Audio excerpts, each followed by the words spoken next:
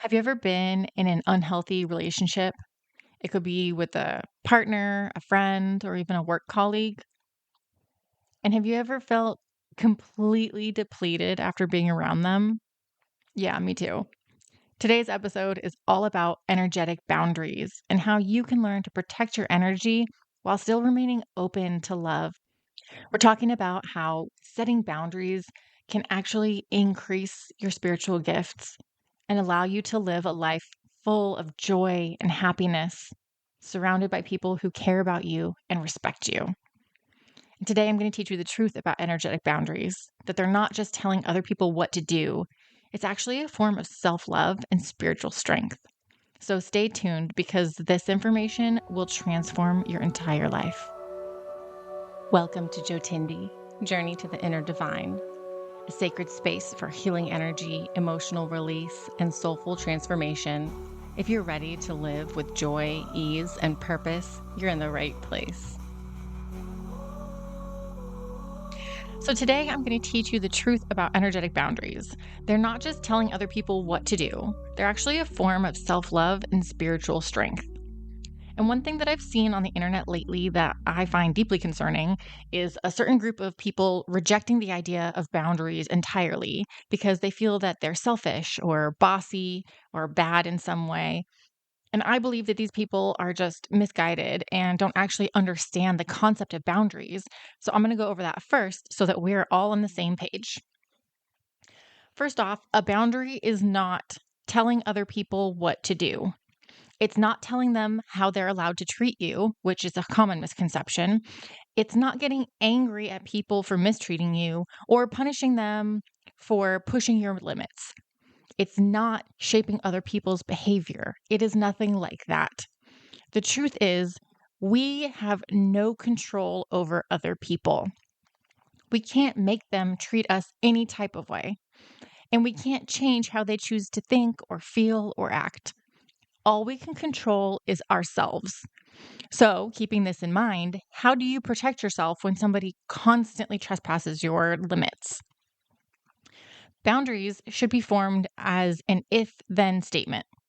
First, you explain the thing that the other person did that you don't like, and then you inform them how you are going to respond if they continue to do it. If they choose to keep doing it, even though they know you don't like it, then they get to deal with the consequences. And the consequences often become more and more severe each time they choose to cross the boundary. So here's an example. Your partner calls you names when they're upset, and that makes you feel terrible, as it would for anybody. So you decide you're not going to put up with it anymore. You decide what you're going to do in response, and then you inform them. Something like, I do not like it when you call me names. It hurts my feelings, and it makes me feel disrespected. If you continue to call me names, then I will immediately end the conversation and we can come back to it when you can be more respectful. If that doesn't work, then you just increase your level of action. If you continue to call me names, I'm going to leave the house for 2 hours and I will not answer any phone calls or text messages. If you keep calling me names, I will be going to stay at a friend's house for the night. If you continue to call me names, I'm ending the relationship. Now, you don't have to go lay out the whole process or the whole progression at once. Or if it's a really big problem and you feel the need to, then you can. The important thing here is that you're informing the other person of what you are going to do if they cross your boundary. You are going to protect your own energy. And then it's up to them how they want to respond. If they want to be in a healthy, loving relationship, they will respect your boundaries going forward. If they don't respect your boundaries, then you have a lot more information to go off of now. Now you know that your comfort is less important to them than acting out, that your sense of safety and well being is not their priority. And that's a tough pill to swallow, but it's one that you have to. If you plan to live a happy life, you need to know how to surround yourself with people who are going to help you protect your energy, not people that you need to protect your energy from. My own personal experience with this was very painful, but it was a lesson that I wasn't getting until the situation became so extreme that I could not ignore it any longer. So I was married to an alcoholic, and he showed me time and time again that my well being was low priority for him, but I wasn't able to admit that to myself.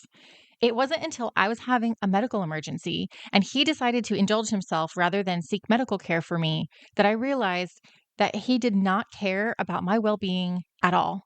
I already knew at that point that he didn't really care if I was happy or not, but this situation made me face the fact that he didn't care if I lived or died.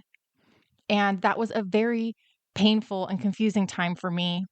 Most of us have relationship deal breakers in our minds. A really common one is cheating. Like, if they cheat, then I'm leaving. But this particular situation, I hadn't even considered as a possibility. So I didn't have a plan for how I was going to respond. Now I have seemingly outlandish deal breakers. Like, if you murder someone and go to prison, I won't be sticking around for that. Because I've had a reflective time where I had to take a closer look at everything that I would and would not tolerate in my life. So, another important thing to point out in this story was the progression. The fact that I hadn't set boundaries early on when there were smaller things going on that were becoming an issue, that made it easier and easier for him to progress into bigger and bigger transgressions. If I had clear and enforced boundaries early on in the relationship, I actually don't think the relationship would have lasted as long as it did, because I don't think that he was the type of person to learn and adapt. Some people can do that. In fact, all healthy relationships will thrive with clear boundaries. It's just a form of communication. It makes things very easy for the people around you to understand exactly how to treat you. Think about it if the tables were turned. When someone's extremely clear with you about their expectations, doesn't it feel good to know right off the bat that this isn't for me? Or, oh, good, now I don't have to guess what to do. I know exactly what the next right move is. It eliminates questions about expectations. And having clear communication like that is how relationships thrive. And I want this to be crystal clear. Boundaries are not selfish. They're not mean, and they aren't emotional walls that you're putting up. And let me say that again for the people in the back. They're not selfish. There's a huge difference between walls and boundaries. And understanding this distinction can change everything for you. Walls are built out of fear and pain. Walls say, I'm going to shut everyone out so I never get hurt again. They're rigid, they're total, and they keep out both the harmful and the healing. When you have walls up, you're operating from a wounded place, trying to protect yourself by disconnecting completely. Walls keep you isolated and alone. Boundaries, on the other hand, are set out of love and self respect. Boundaries say, I honor myself enough to protect my energy while still remaining open to connection. Boundaries are flexible. They let the right people in while keeping harmful behavior out. They're selective, they're not total. Boundaries allow you to stay connected to your empathy and your openness and your gifts while protecting your well being. Boundaries keep you both safe and connected. When you set a boundary, you're actually creating more space for authentic connection because you're showing up as your true self, not a depleted, resentful version of yourself who's given everything away. Okay, so now that we're all on the same page about boundaries, let's talk about how this ties into energy healing and emotional clearing. I believe that one of the most beautiful things about embarking on an emotional and energetic healing journey is learning to embrace life with openness and empathy. When you start doing this deep work, you start clearing your trauma and raising your vibration, connecting to your intuition, something incredible happens. You become more sensitive, not less sensitive. You become more open, not more guarded. And you become more empathetic, not more hardened. And these are genuine spiritual gifts. The ability to feel deeply, to sense other people's emotions, to hold space with compassion, these can transform the way that you experience the world. They allow you to connect on a soul level, to love more fully, to understand people in ways that others can't. But here's the thing that nobody warns you about. Without energetic awareness and strong boundaries, these gifts can become your greatest vulnerability. Without boundaries, You can find yourself pouring your love and care into people who don't honor it. You might be giving your energy to someone who scolds you for your sensitivity rather than celebrating that beautiful part of you. Maybe they tell you that you're too sensitive or too emotional or you're just too much. Maybe they make you feel like these gifts are a problem that need to be fixed. This is especially true with manipulative or emotionally toxic partners in relationships. These people can't appreciate the parts of you that are empathetic, loving, kind. Instead, they exploit them. They see your openness as an invitation to take. They see your empathy as something that they can use to manipulate you. And they see your kindness as weakness that they can leverage. And they constantly test your boundaries. At first, maybe you hold firm. You say no. You express your needs. You stand up for yourself. But emotionally toxic people are persistent. They push a little more each time. Maybe they guilt you or they make you question yourself. They tell you that if you really loved them, you'd do this one thing. They wear you down bit by bit until your boundaries start to crumble. And over time, you find yourself just exhausted. You're giving and giving and giving, and it's never enough. You feel like you're constantly walking on eggshells, trying to manage their emotions while your own needs go completely unmet. And so you make the choice, often unconsciously, to turn off your gifts. Just like I turned down the volume on my intuition when I was younger, you might shut down your empathy. You close off your heart. You stop being so open, so sensitive, so giving, because it hurts too much to keep offering these gifts to people who don't treasure them. You do this instead of doing what would actually serve you, like surrounding yourself with people who support you in developing your gifts, not diminishing them. And the problem is, when you're in these toxic dynamics, you often can't see clearly enough to make that choice. Your energy is so depleted, your self-worth is so eroded that you start believing maybe they're right. Maybe you are too sensitive. Maybe you do need to toughen up. Maybe your gifts are the problem. But the truth is, your gifts were never the problem. The absence of boundaries may have been the problem. When you shut down your empathy, your openness, and your sensitivity, all those beautiful spiritual gifts, something inside you dies. You end up feeling depleted, empty, questioning yourself constantly. You might feel numb or disconnected from yourself and others around you. And you wonder where that vibrant, loving version of yourself went. And the cruel irony is that you shut down your gifts to protect yourself. But in doing so, you lose access to the very parts of yourself that make life feel meaningful and connected. But you can bring that part of you back to life. This is why boundaries and energetic healing go hand in hand. You can't truly heal and develop your spiritual gifts without learning to protect your own energy. And you can't maintain healthy boundaries without understanding your own energy, your own needs, and your own worth. The goal isn't to become less sensitive or less empathetic. The goal is to become more sensitive and more boundaried, to stay open and protected, to love deeply and honor yourself fully. That's what true healing looks like. Not hardening yourself against the world, but learning to navigate it with both an open heart and strong boundaries. Okay, so now you know all about boundaries and the perils of not having them. But what if you're unsure if your boundaries are just weak or not? Some signs that your energetic boundaries are weak are that you feel exhausted or anxious after being around certain people, or you take on other people's moods, their pain, or their responsibilities as your own.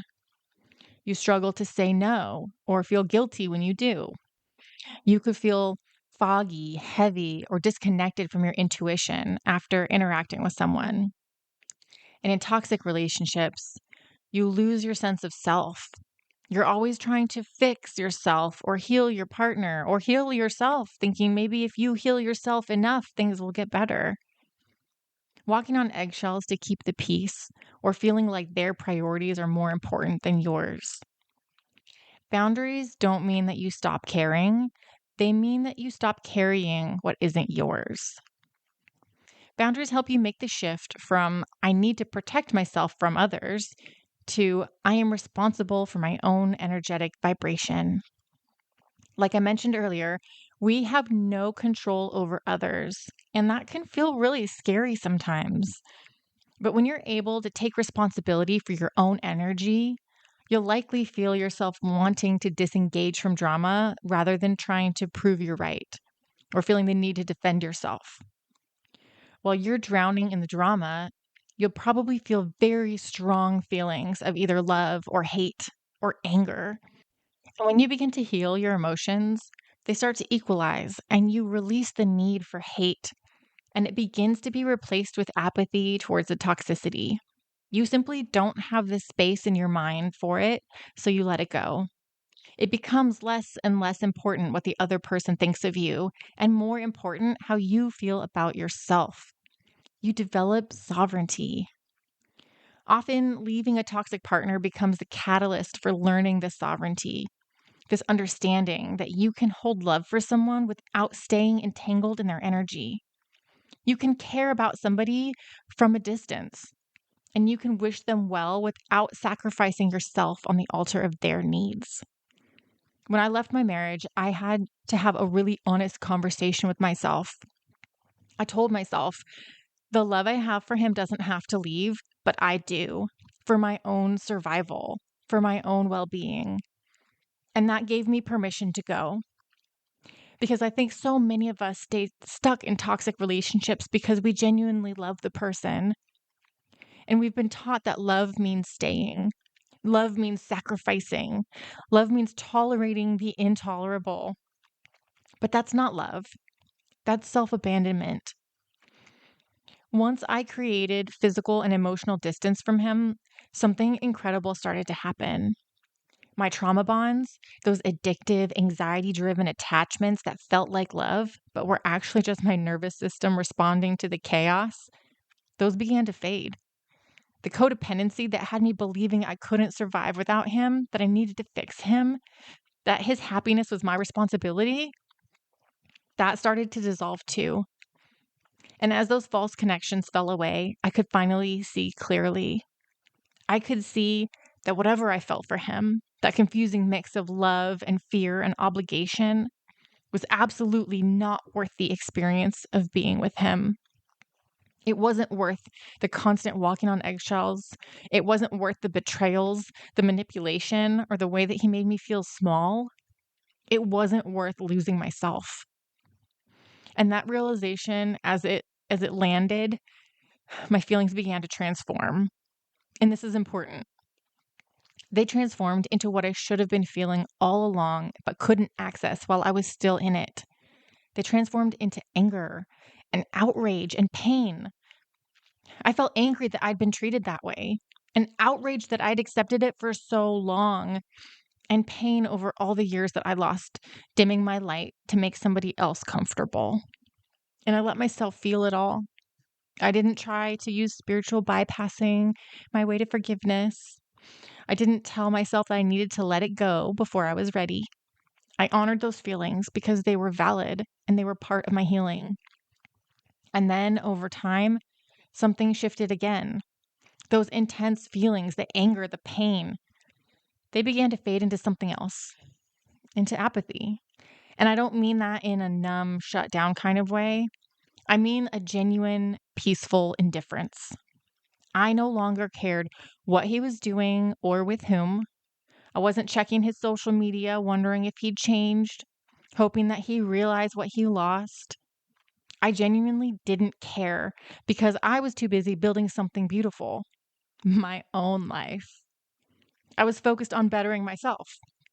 I was spending my precious energy on healing the parts of me that wouldn't even entertain treatment like that in the first place.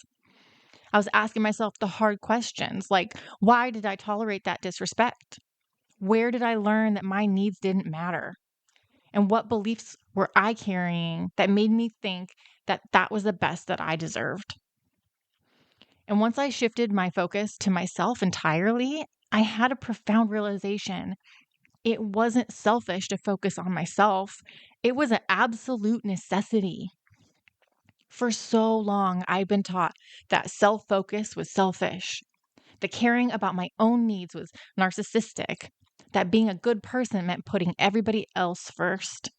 But that's a lie that keeps good people depleted and toxic people fed.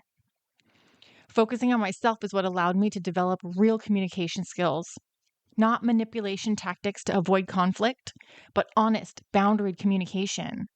It's what allowed me to grow spiritually and emotionally in ways that I never could have while I was dimming my light. It's what taught me how to give from a place of overflow rather than depleting myself to make sure that everyone else around me had what they wanted or needed. And the beautiful part is that I've become a much better partner because of that. When I learned to protect and cultivate my own energy first, everybody else around me benefited. My friendships became more authentic because I wasn't resentful. My romantic relationships, healthier because I show up as a whole person, not as someone looking to be completed. My work is more impactful because I'm operating from fullness, not emptiness. Prioritizing myself wasn't selfish at all. It was the most generous thing that I could have done because you can't pour from an empty cup, and I was bone dry. Now I'm overflowing, and that overflow is what I get to share with the world. It's what I'm sharing with you right now. And I want all of this for you too. I know that you have gifts that are just waiting to be developed and shared with the world. You deserve to give yourself the gift of cultivating them. You deserve to give yourself permission to prioritize yourself, to say no to what doesn't feel good, and to say yes to what brings you joy. And you can start by simply taking a few minutes each day to check in with yourself. Where did you take care of yourself today? Where did you allow others to trespass your boundaries? And how can you respond differently in the future? If you're in a particularly sticky situation, I get it. I've been there. I used to take my journal into the bathroom and write while I was soaking in the tub. And if you can't take a bath, you can always use the excuse of a turning tummy and steal a few moments to yourself in the restroom. Make centering yourself a priority and get creative about the ways that you can start right away. You can even do a quick visualization as you fall asleep. Visualize a golden or white light surrounding your body and filtering the energy that you let in. Or visualize returning other people's energy back to them and cutting the cords that attach you to them, allowing yourself to be free. And of course, there's my free Facebook group where you can get support and encouragement and tips on how you can continue to develop your own energetic healing practice. There's a link in the show notes, or you can search Facebook for Jotindy. And remember, true healing allows you to stay open to love without absorbing others' pain. Energetic boundaries are not barriers, they're acts of devotion to your soul. So take a breath, put a hand over your heart, and repeat after me aloud in your head. I honor my energy. I open my heart while standing firm in my truth. I am safe, sovereign, and filled with love. If you spend time reflecting on this episode and the implications that it may have for your own life, I would really love to hear about it. What boundaries do you need to strengthen or soften? You can send me an email. You can message me on Facebook or Instagram. I'm here for you. And if you're still unsure, you can try my clarity map. It's full of journaling prompts and exercises to help you discover what's missing in your life and what you can do about it. You can get yours at mariaharoura.com/freebie/clarity or at the link in the show notes. And I really hope that today's episode resonated with you. It's such powerful information on a topic that will literally transform your life. If the only thing you do is work on your boundaries, I promise you'll see a massive shift in the way that you're treated, the things that you draw into your life, and the things that you choose to release that no longer serve you. You deserve to have your boundaries respected. And don't forget, there's no path to happiness. Happiness is the path.